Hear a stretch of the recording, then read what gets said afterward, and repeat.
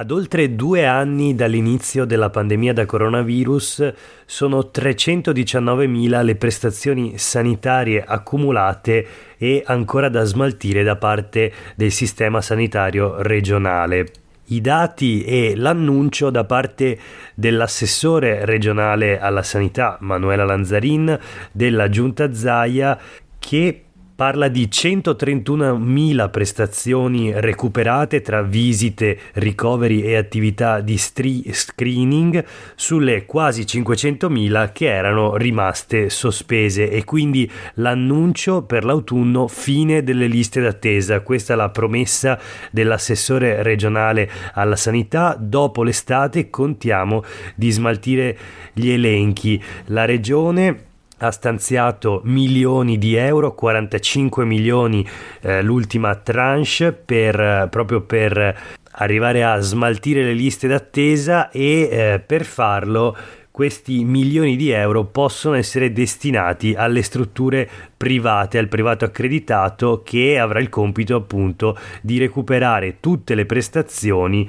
che invece nel pubblico sono rimaste congelate. Una decisione naturalmente che ha fatto discutere, ma questo è Sveglia Veneto, il primo podcast dedicato all'informazione vista da Nord-Est. Oggi è giovedì 21 aprile 2022, io sono Jack Calcetto. La prima notizia di oggi riguarda naturalmente le 320.000 prestazioni sanitarie ancora in attesa, accumulate in 2 anni di pandemia e ancora da smaltire. 131.000 quelle recuperate nei primi mesi del 2022, picchi di incidenza del 45% nell'ambito dello screening e una media del 22% nelle restanti attività, cioè il 22% delle prestazioni arretrate anche di 2 anni.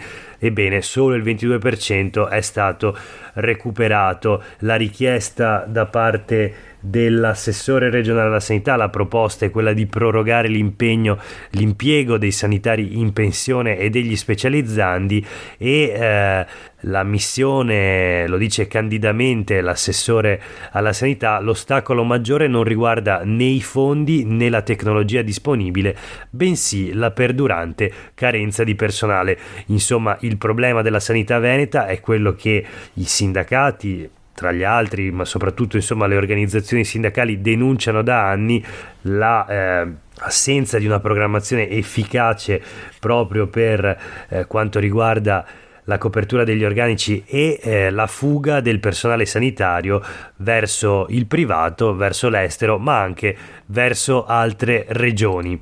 In ogni caso, pare che la lista delle liste d'attesa si stia accorciando, 320.000 ancora da smaltire, e ricordo la promessa: per l'autunno è prevista la fine delle liste d'attesa.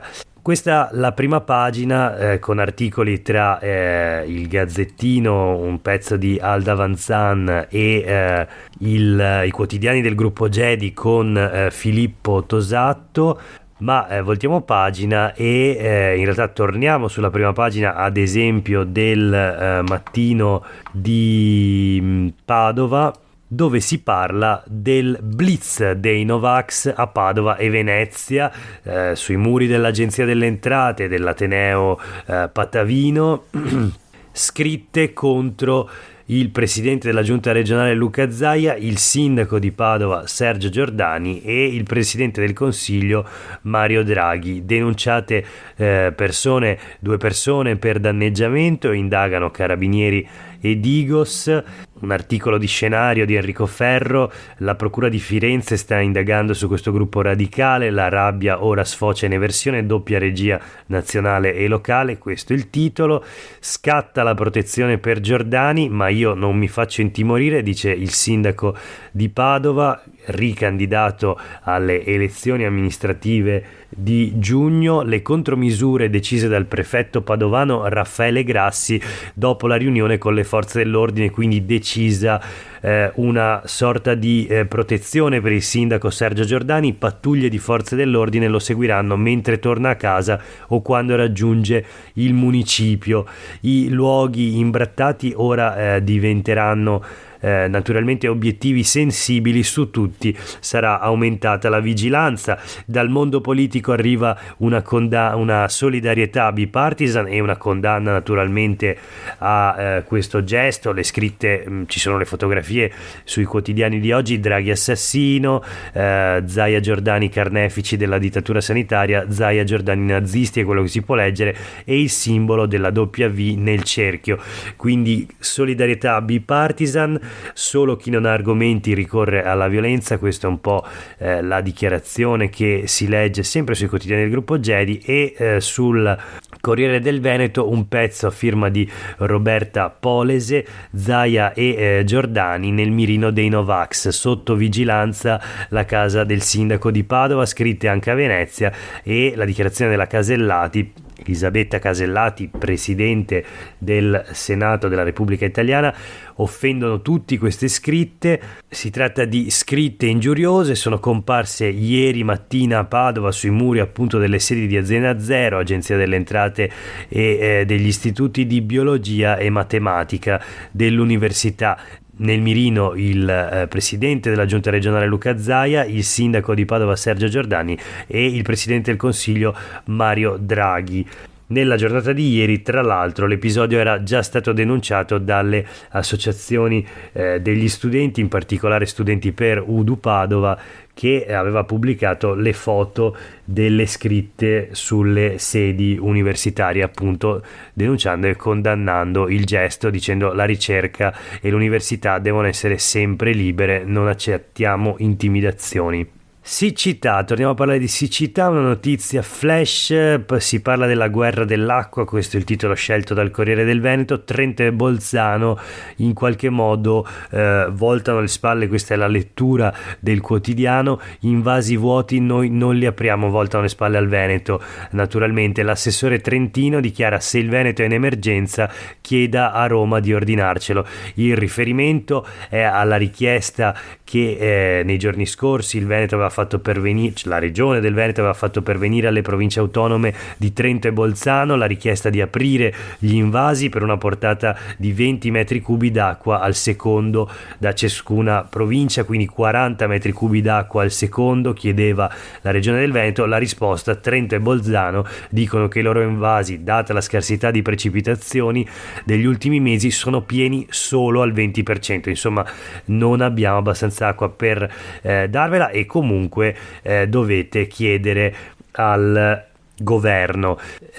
Il Corriere del Veneto riepiloga un po' la situazione, tutti i nodi: oltre 100 giorni senza pioggia, un autunno particolarmente secco e un inverno con poca neve, si sono inanellati oltre 100 giorni senza un solo goccio di pioggia, quindi i fiumi sono in sofferenza, soffrono un po' tutti i fiumi veneti, ma soprattutto l'Adige. Così il Veneto ha chiesto a Trento e Bolzano di aprire gli invasi appunto per 40 metri cubi d'acqua complessivi al secondo.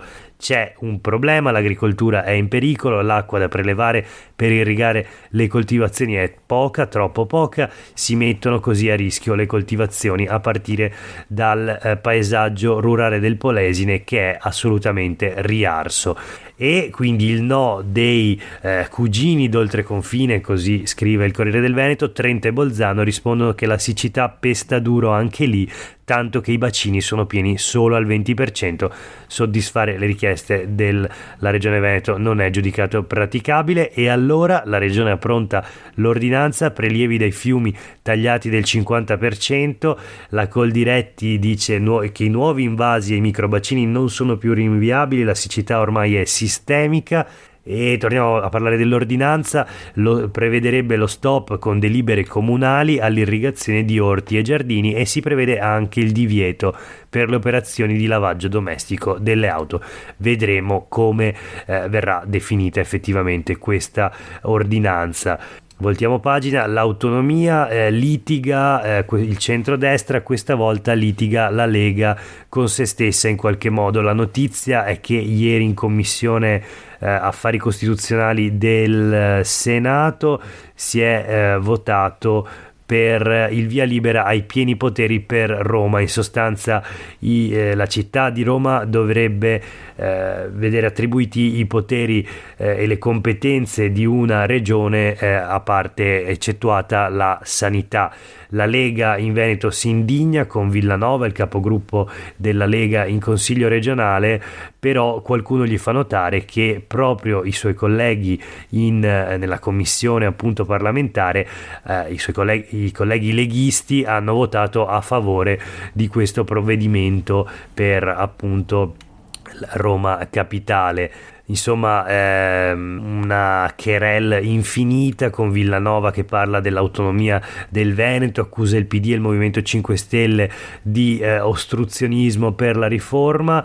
Ma un ex senatore, Paolo Franco, ex leghista, lungo senatore, plenipotenziario nel Vicentino, nonché ex responsabile del Comitato per l'Autonomia del Veneto, dice: Villanova dovrebbe informarsi e leggere i resoconti della commissione, in particolare la dichiarazione del capogruppo leghista Igor Iezzi per il voto a favore. E poi ci sono 2 leghisti veneti in commissione, Chetti Fogliani e Alberto Stefani, che è anche commissario regionale della Lega, che appunto si capisce avrebbero votato a favore di questo provvedimento per attribuire a Roma i poteri di una regione. Serve naturalmente una riforma costituzionale, ma Forza Italia e Partito Democratico annunciano che la legge costituzionale potrebbe arrivare all'approvazione entro fine legislatura e viene definita questa riforma epocale nell'interesse nazionale, perché se non riparte Roma non riparte l'Italia.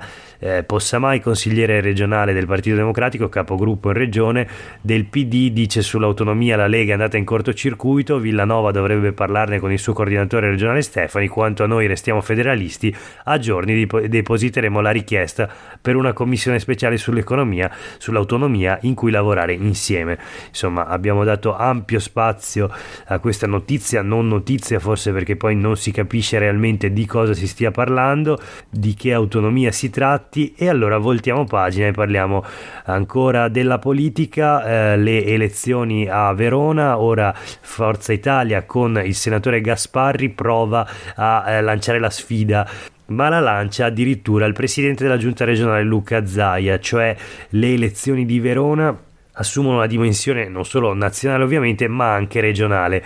La richiesta di Gasparri di Forza Italia è: noi sosteniamo il candidato ufficiale del centrodestra Sboarina, quindi l'attuale sindaco di Verona, solo se tu, Zaia, ci dai un assessore. Questo è il titolo sui quotidiani del gruppo Gedi. Continuano le trattative per ricompattare il centrodestra a Verona, ma appunto il senatore azzurro Maurizio Gasparri alza l'asticella. In sostanza il patto, la proposta di Gasparri sarebbe: Forza Italia sostiene Sboarina a Verona se Zaia concede a Forza Italia un assessore regionale.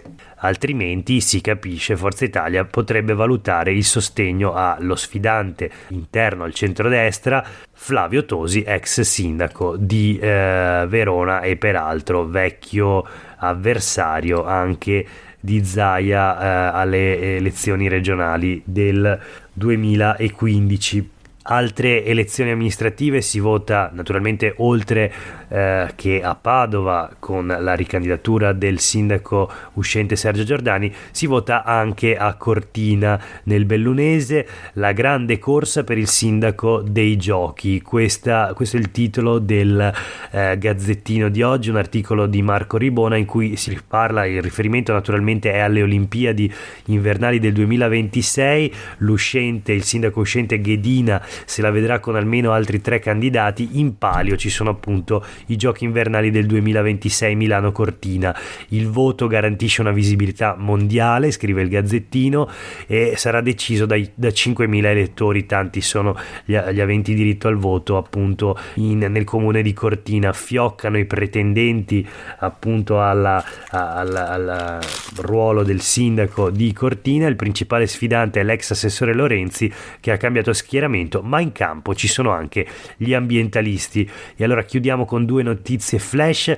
La protesta dei macellai parte da Valdobbiadene, basta associarci a Putin. È questa la richiesta curiosa ma comprensibile anche da parte dei macellai, che sono sul piede di guerra proprio contro la guerra. La provocazione parte dalle colline dell'UNESCO, da Cesare De Stefani dell'Osteria Senz'Oste, appunto oste e macellaio di professione.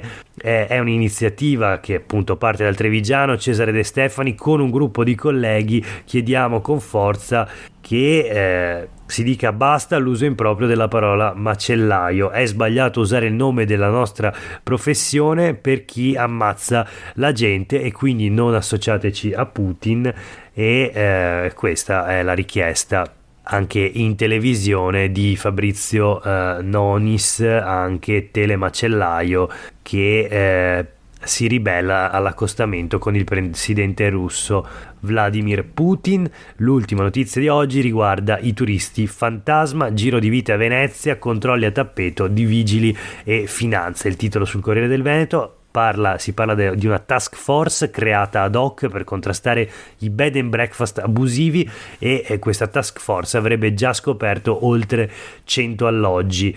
Il prefetto di Venezia parla di un fenomeno che esiste, quello del sommerso nel settore turistico, e insomma sono partiti i controlli dopo anche gli articoli che nei giorni scorsi avevamo letto proprio qui a Sveglia Veneto. Per oggi è davvero tutto, grazie per aver ascoltato questa puntata. Io sono Jack Calcetto, a tutte e tutti voi una buona giornata.